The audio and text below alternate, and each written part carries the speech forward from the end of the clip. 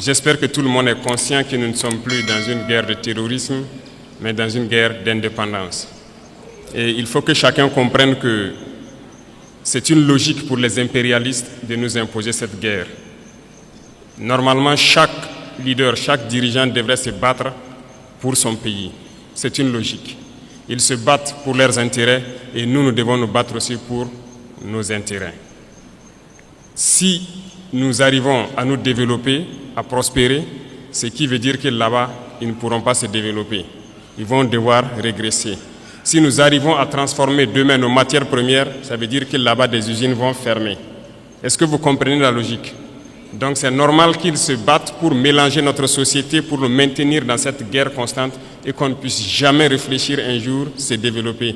Et là, ils continueront à se développer eux et nous serons toujours là à exporter vers eux nos matières premières et notre jeunesse en train de souffrir dans la misère, chercher à traverser l'océan pour aller mendier là-bas.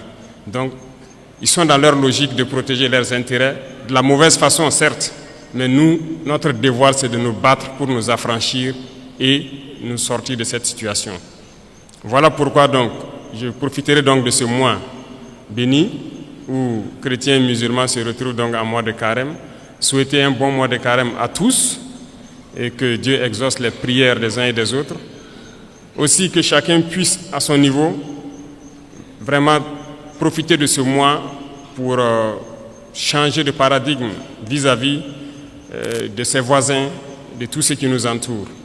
Et je souhaite que les leaders religieux, ici au Burkina Faso, profitent de ce mois aussi pour prêcher, voilà, je dirais la bonne parole, pour prêcher vis-à-vis de ceux-là, ces égarés qui tiennent les armes dans la brousse et qui tuent, parce que certains tuent et ils pensent qu'ils tuent au nom de la religion. Il faut que les leaders religieux puissent donc ensemble faire beaucoup de déclarations, beaucoup de prêches,